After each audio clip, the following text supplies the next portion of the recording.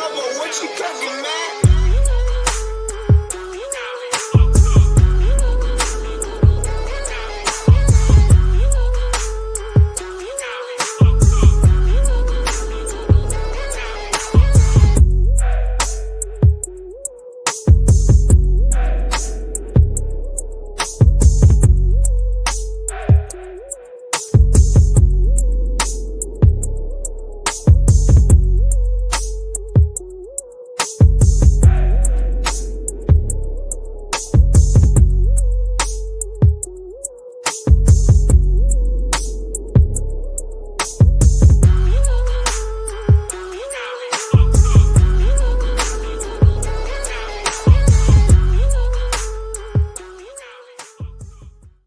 Good morning, fellas. What's up? It's time for Iron Minds. It's Tuesday morning. It's Christmas Eve at 6 a.m. Central Time, 7 a.m. on the East Coast. And, whatever it is where you are. How y'all doing? What's up, fellas? How are you?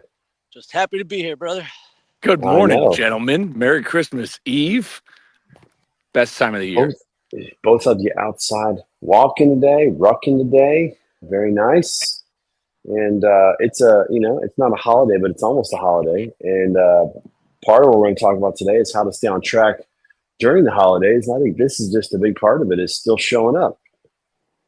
I think it's the all of it is showing up. Kind of like it's the same concept of what I sent you guys yesterday, when I said, people worry too much about what they eat between the holidays and not enough about what they eat the rest of the time.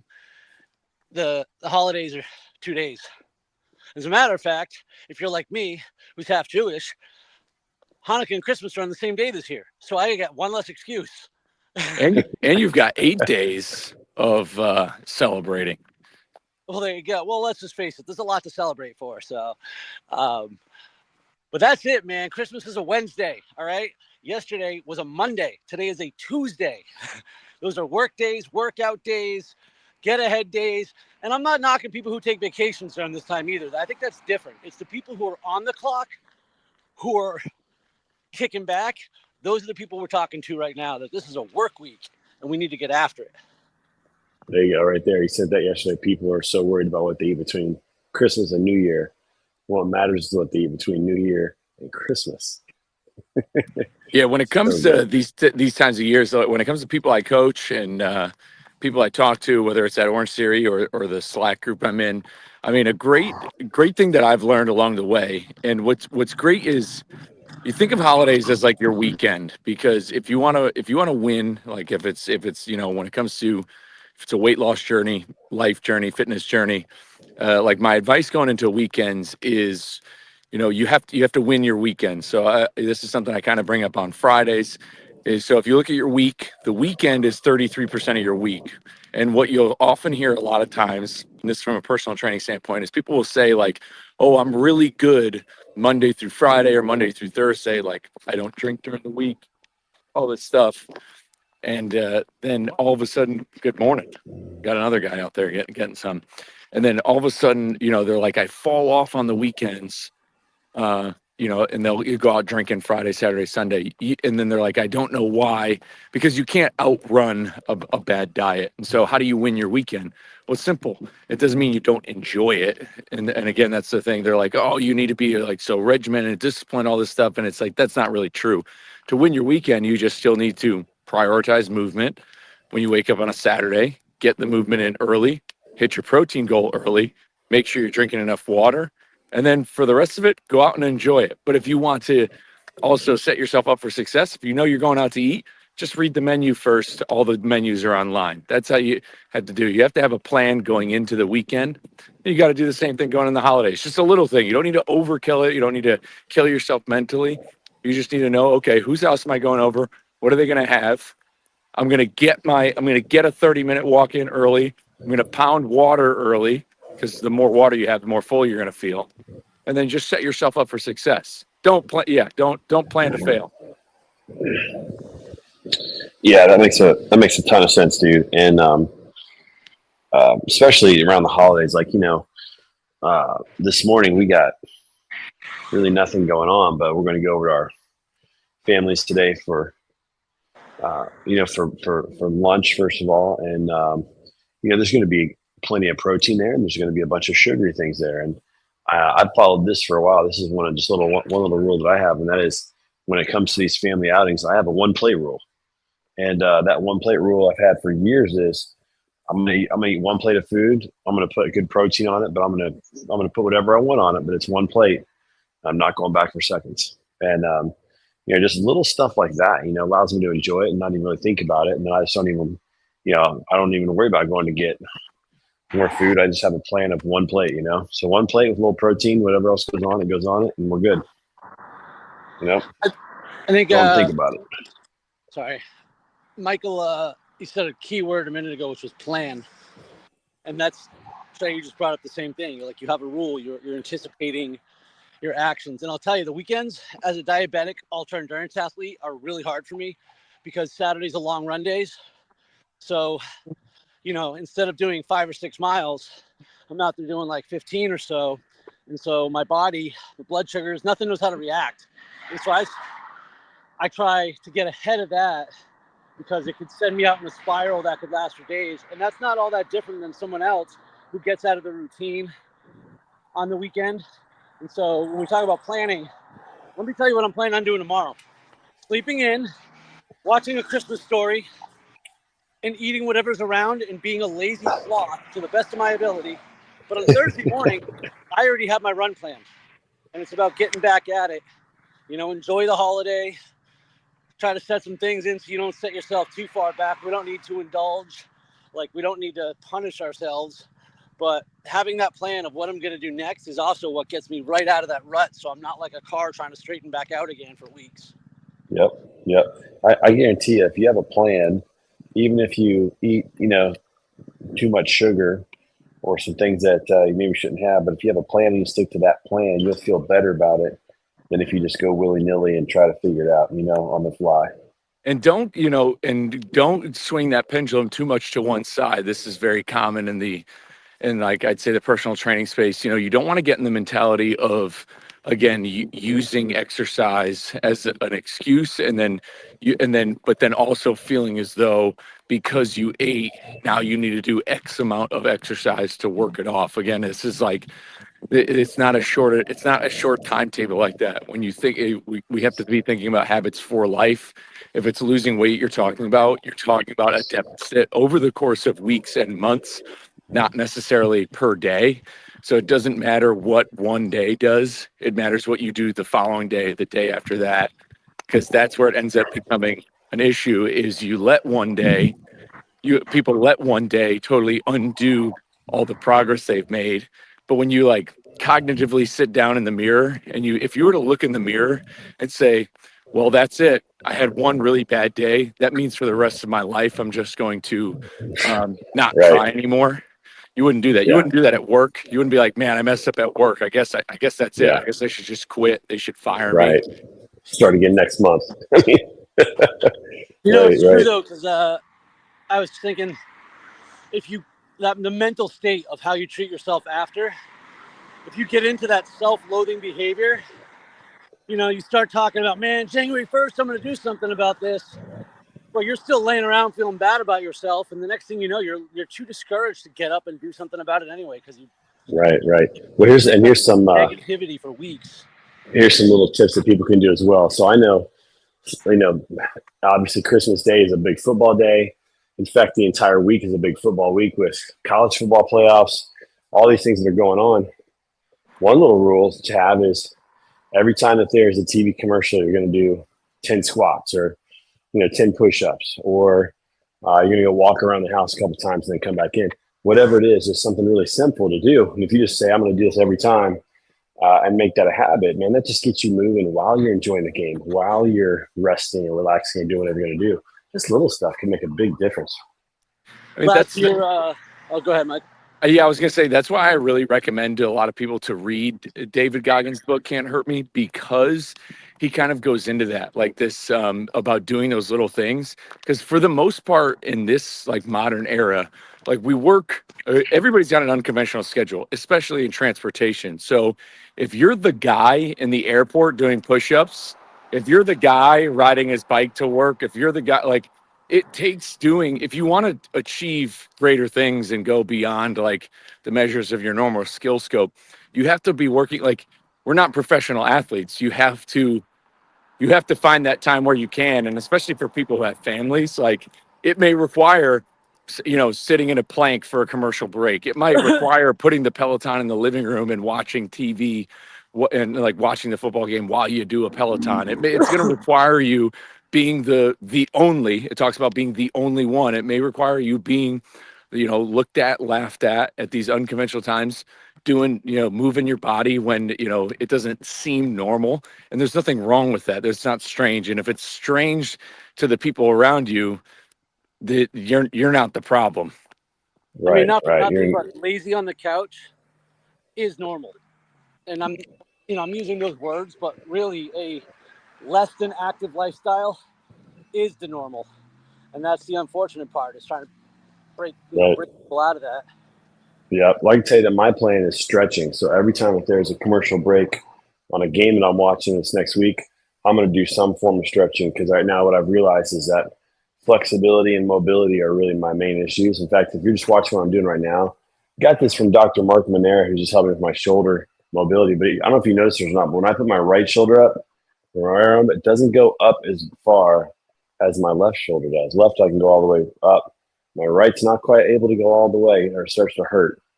And so I just started working on these, and he's got me doing some of these right now, just body weight. And I got to tell you, man, like, you do enough of these, and my shoulders hurt, man. They're burning, but I'm trying to get some of that flexibility back in my right shoulder. And it's like that. So that's my commitment, is I'm going to be doing a lot of stretching over the next week, just to try to get some of this mobility and flexibility back, because it's definitely going by the wayside. Just little things like it's really hard to go all the way down on this side over here. Like I can't even, like, that's as far as I can go with that rotation on that shoulder, and it really hurts. And so I just got to work on getting that flexibility back. But that's my plan, is I'm not even going to be doing anything strenuous. I'm just going to be stretching, because that's what I need at my age and where I'm at this week. That's the commitment that I've got. So just having a plan like that, just little things like that. So my plan Christmas Day, wake up, open up some gifts, have some breakfast, turn on the TV and watch some football. So my Chiefs are playing, and just doing a bunch of stretching this week. A bunch of exercises like this. 10 squats takes about 10 body weight squats takes about 30 seconds. It's a real easy go-to exercise, and you can do it multiple times throughout the day for those who are looking to just do something else. And I think body weight squats are a great go-to as well, because you need nothing to do it. Works lots of muscle groups. It actually gets like the blood flowing through your body and all that jazz. Right. There's literally no excuse why I just can't do it. I mean, I'm not going to do it right now because I'm sitting on the street corner with 30 pounds on my back, but you give them a point. Well, if you're somebody who sits a lot at work, you can't discount what the body weight squat does, especially practicing good form when you're sitting back on your heels and you're shedding the hip stack. To perform proper body weight squats is going to increase core strength, which you need if you sit a lot, because thing does weaken. Yep, the hips definitely get weaker when you sit all day. Where are you going to build Now, last year, Joe DeSena, CEO of Spartan Race, put out like a challenge to Spartans, and I don't remember what the prize was supposed to be. It might have been a race coat or something. But for anybody who did 300 burpees on Christmas, videoed it and send it in. I have an Unbreakable pass. I have all the Spartan I need, but I was like, I couldn't resist the challenge, so I did. I think I only did 100 of them though, but I was just doing 10 burpees at a time. Like every time I get up to do something, 1 quick minute of exercise. Then I was like, I don't need to do this shit today. 300 burpees is no joke. I'm excited for the next 2 days. I mean, I'm fortunate, but not that. This is the first year I'm not going back to Connecticut, and I'm not, because like while I was driving, I was able to take my truck home and haul freight there. But today I coached 2 classes today, which are very full. So I mean, when we look at, I've got we're probably gonna have over 40 people in these 2 classes I have. So I'm excited to bring some energy in that room. But immediately after, I'm gonna crank a 10-mile run with a friend of mine. His name's John. But then tomorrow, same thing. Like we got a couple friends who hung around Central Texas, and I know we're gonna link up with them like for brunch. But in the morning, I'm able to ground some pavement with some friends, and I'll do something in the morning. So, depending on your situation, if you that's where people get caught up. They think that if they travel to go see family, because I did that whenever I would go back to Connecticut. Even last year on Christmas Eve, I went down to the old CrossFit gym I used to work out at. If you're traveling to see family, and I talk about this with members a lot because a lot of them are traveling for the holiday season. They're like, oh, I don't think. And some talk about even pausing their membership. They're like, I'm going to be in Dallas for a week and a half and stuff like that. And I was like, well, there's Orange Series in Dallas. They're like, yeah, but I don't think I'm going to have a chance to go and go work out. And it's like, so you're going to travel. And it's like at every waking moment, you're not going to be able to get out for an hour. When you like, what's the point of traveling if you're still not able, like you need to dedicate your entire time to just always being with them? Because I guarantee that that's not true. And I guarantee they don't need you to be with them every waking moment, waking hour. And if you're traveling to visit somebody and they got upset that you were going to bounce out for 30, 45 minutes to an hour to go exercise, and they're mad about that, then why are you visiting them in the first place? Like how much of them are they really that like, do they really have your best interest, and do they care about you at heart? Because if they're getting it's upset, definitely not enough. yeah, anybody who's getting upset, if it's family you're traveling to see, if they're getting upset that you're going to leave to go exercise, that's a negative projection that they're putting on you because they're not seeing it themselves. It's definitely a non-issue. It's just an excuse. I can't imagine anybody that you care about and cares about you is going to be bothered by a half an hour of working out and just getting active. You know what I mean? The planning, again, priority planning, right? Whenever I'm going to travel somewhere, anywhere, for any reason, the very first thing I do is check the weather and plan my gear for my run. There's no way, especially living in Florida where it's 1,000 freaking degrees all the time. If I get a chance to go for a run anywhere else in the world, I am not going to miss that opportunity. I went out to Denver a couple months ago to give a keynote at a conference and made sure I got to go run around Denver in the morning. It was my first time getting to do that, given it was just around the hotel's area by the airport, but whatever. It wasn't Florida. And all you have to do is prioritize, because I prioritize my health and fitness, and then plan accordingly. Yep. I'll tell you what, nobody's going to miss you at 4 a.m. That's for sure. And yesterday I was in Seattle, and I got to hang out with my buddy Tyson Lawrence. And we went and, we walked from the hotel yesterday morning. We went to the Seahawks game on Sunday.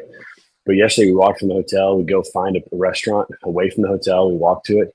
We sat down for about 30 minutes and we ate. And we got back up and we walked, and we did an hour just walking around Seattle and talking. It's like the best business meeting there is out there. So, just finding ways to get in a little extra, a little extra work, a little extra exercise. And Lombard, I want to talk to you about this as well. And that is hydration. And so listen, we got our Iron Minds bottle, so you can pick yours up at ironminds.io. Shop for that. But like you said something really interesting earlier. You said drink a lot of water before you go to like a family dinner or hang out with family. And I would even say make it a habit to drink water in between every other drink that you have. So you want a soda, drink water. You have a beer, drink water. Like drinking water, man, makes a big difference these days. Yeah, it's gonna make you feel fuller. Yeah. Back in the day, I'd be complaining about my headache from being all dehydrated and hungover. My buddy's like, yeah, that's why I drink water in between every drink. It don't stop the other effects of the alcoholism, but at least it keeps me hydrated. I'm like, damn it. Mixing in the water is key. And not only that, to go a step further, the water is important because it will make you feel fuller. Mix it in between, especially if you're drinking alcohol, the 1-to-1 alcohol to water ratio. It's not that, for me at least, it didn't solve any hangovers. And I haven't drank since March, so maybe I haven't workshopped it. But it's not that it'll make your hangover less. It will help keep your hydration up. But what it does is it's going to inevitably just force you to consume less. Right. That's a big part of it. Yeah, just eating less calories because you got the water in. Yep. Fun fact, I actually never had electrolytes. Your hydration is. I think Michael's got a bad signal. That's all right. Go ahead, Nick.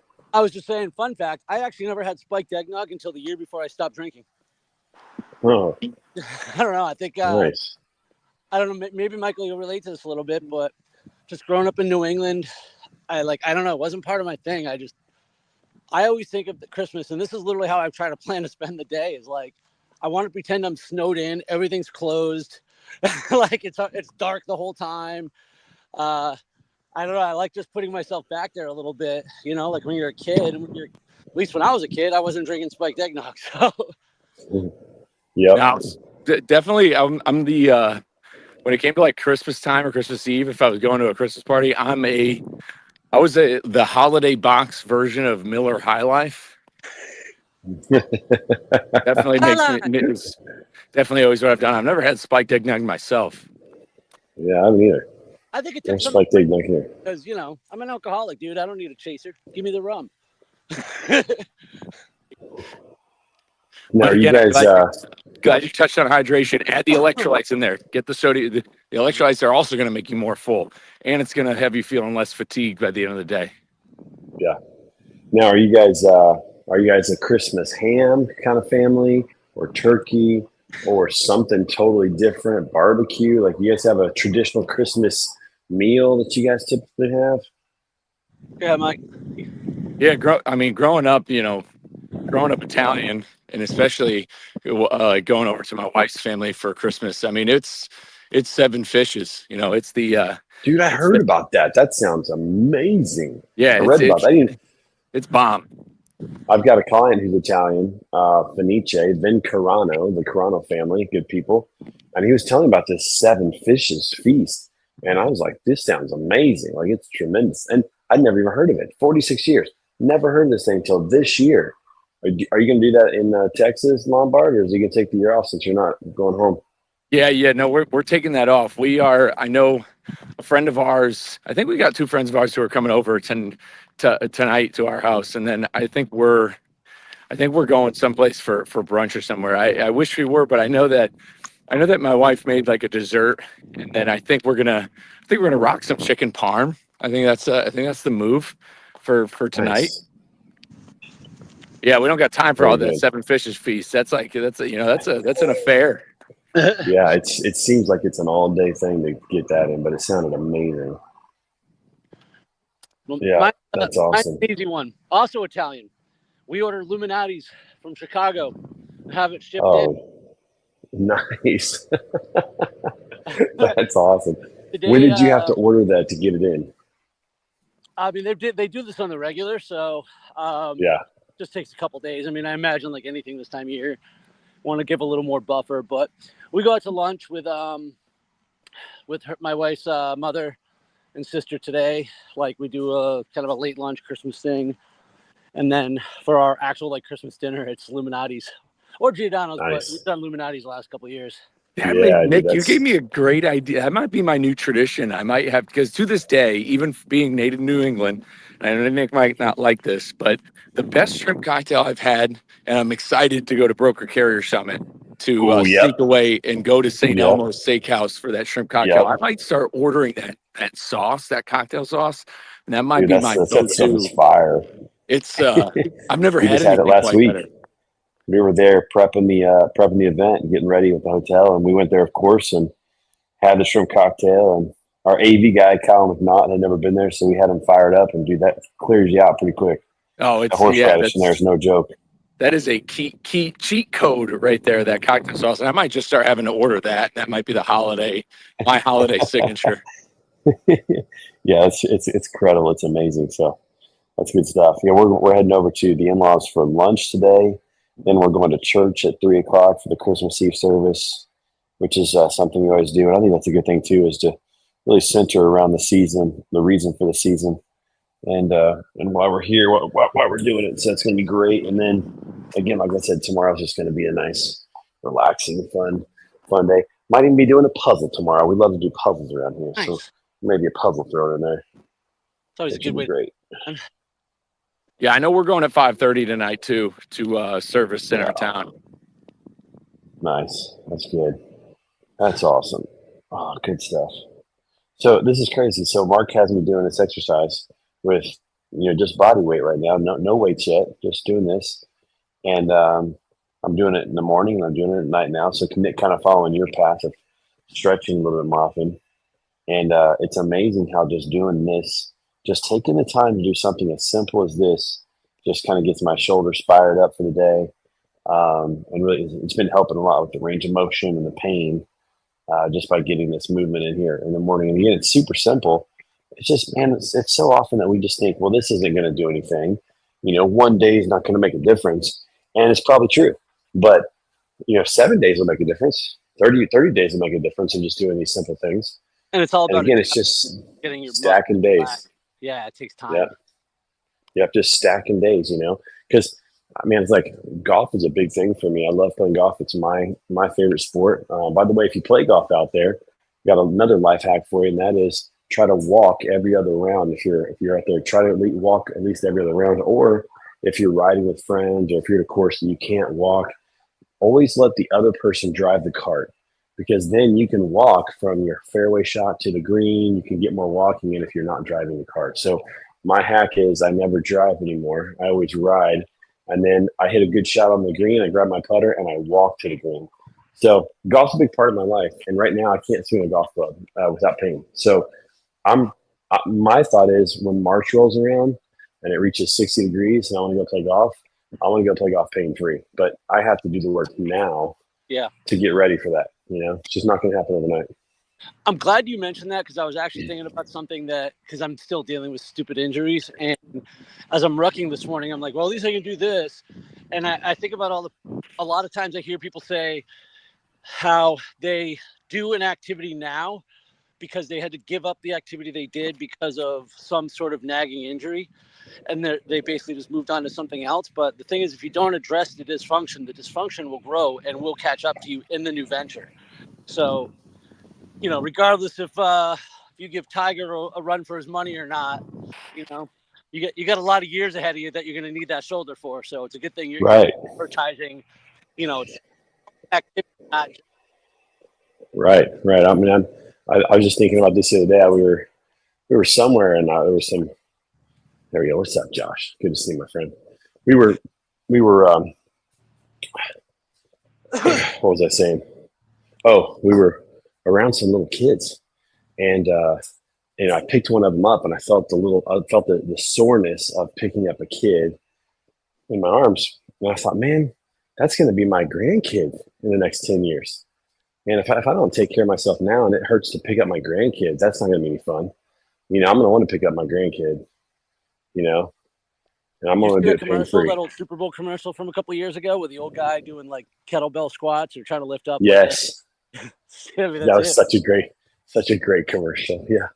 Yeah. So it's funny when you start to think about those kind of things, it makes it pretty easy just to do a little bit of work right now, just to keep kind of thinking and moving forward. It makes it way easier to do that. Here's one reason why fitness is awesome. Ready? Bam! Because I get to do shit like this. Normally I would not have. This gets to be my morning. It's not about obstacle course racing for me. That's just the thing. I do like running the races. I like running marathons. I like, competition and so forth. But at the end of the day, I just want to live to see the world, man. Happy, healthy, active lifestyle. I don't want to have all these excuses why I can't anymore. And just seeing this stuff like this. Yeah, as corny as it sounds, like the races are where it's at. The races are where we perform. And where some of these races are, I've ran the Missoula Marathon twice. It was really cool to actually truck a load to one. The races are where you go to perform. For the most part, at a race, there's times if you're doing a 5K, 10K, some of them are for fun, enjoyment, socialize. But for the most part, the race is like where you go to perform. Like that's where all the stuff you've been doing. But it sounds corny to say it, but the journey is where the magic happens. That's where the work's done. And along that journey, the things you get to see, the things you learn about yourself, putting yourself in position where you're seeing the sunrise. Maybe you're out seeing the sunset when you're on like a late night jog because it needs to cool down. Like that was what it was for being over the road. Like the opportunity to be running along some rolling hills in Wyoming. Like I didn't have a race, but man, I don't know the next time I'll be able to go for a jog, in such incredible landscapes like I have. So we got to see downtown Seattle yesterday morning. It was beautiful. We walked the shoreline, got to see the cargo ships that were there, and just the beauty of that, man. Mount Rainier. It was amazing, but you got to get outside there. What's up, Julie Fritz? You're telling me you wouldn't have rather have been just like hungover, rolling around in a hotel room, being like, dude, let's get room service. You could do that. You can do that in anywhere. You can do that in Gary, Indiana, if you want. Yeah, that's right. No, it was great, man. It was wonderful. It was a great way to start the day. And I knew I was going to be on a plane all day. I had 2 flights. I had to fly to Vegas and then fly home. And so I knew I was going to sit on a plane for 5 hours each day. So got to walk in, and it was good. Walked around the airport too, so it was good. This is a good one, real quick, because you mentioned the airport again. I'm sorry, I should have mentioned earlier. One of my tricks for when I travel is I bring a lacrosse ball, and that's perfect for when you've been sitting too long. You need to roll against something. I roll up against a wall. Sometimes I'll put my cheeks on the seat. Like, it's just if it's anything, it's great for kind of rolling out some of those muscles that get a little tense from 4.5 hours in an awkward position on. Yeah, that's awesome. Julie said she just started running. She started back running, and seeing the sunrise is amazing. And you forget about that when you kind of get off track and get a little lazy. You miss sunrises. You miss, just seeing nature. You miss seeing the deer, eating in the morning or running around. Like, you miss that stuff. I'll tell you, the older I get, the more I feel like we were meant to live outside. And man, we just get stuck inside right now. So kudos to you, Julie. How far are you going to run? How are you doing? You doing a marathon? You do a 5K? You do some trail runs? What are you doing, my friend? Great to see you. Good stuff. Yeah, I'd say we were definitely meant to be outside. I mean, there's an entire science behind it. Again, we talked about it in the last show, like why people should definitely read that book, Michael Easter's The Comfort Crisis. I mean, it goes into a lot of this stuff where, for thousands of years, humans have fought for comfort. Like, we had to fight for food. We had to, work really hard to build shelter, to get out of cold weather, to get out of extreme heat.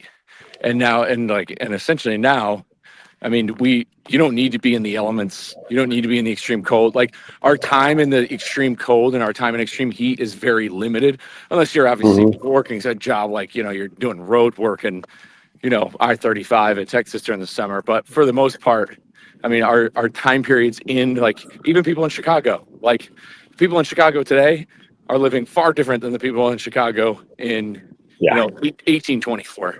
Right. Ooh, 5K, Julie. Nice. I love it. Tell us how it goes. What do you do? Have you signed up for a race yet? Sign up for a race, get on the calendar. That's Nick's secret. Where's Julie at? I want to run with her. First step. Julie, I think Julie's in maybe Alabama. Julie, where you at these days? Are you in Alabama? Oh, she got 10K in March. I love that. Don't know beyond. Yeah, there you go. Yeah, that a girl. Nice. Love it. Hey, where you at? Michael will come run with you. Yeah, let's make it happen. Put in the screen where that is. So we'll make that happen for sure.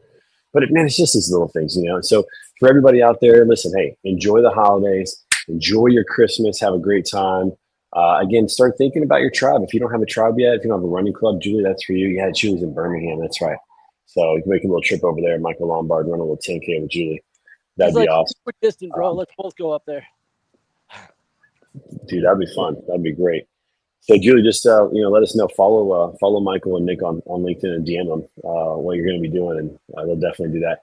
But listen, think about your tribe. Remember that iron sharpens iron, so one person sharpens another. Got to do this with friends and people, with community around you. Definitely for that.